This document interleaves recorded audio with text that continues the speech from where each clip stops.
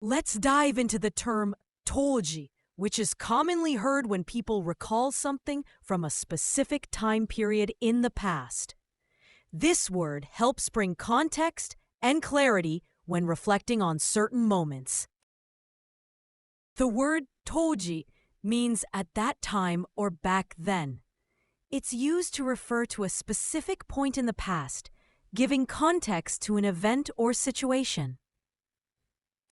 The first kanji means appropriate, to hit or applicable.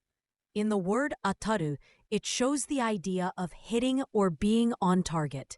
In the word pozen, it gives the sense of something being appropriate or natural.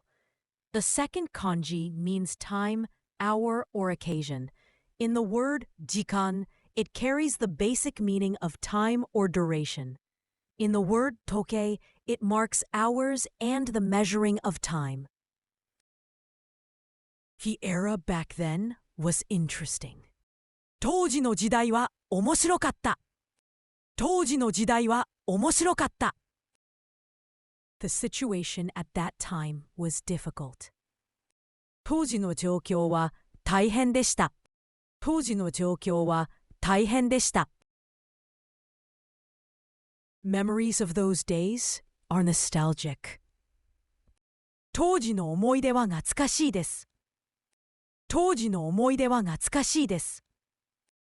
Love at that time was simple. 当時の恋愛は簡単だった。当時の恋愛は簡単だった。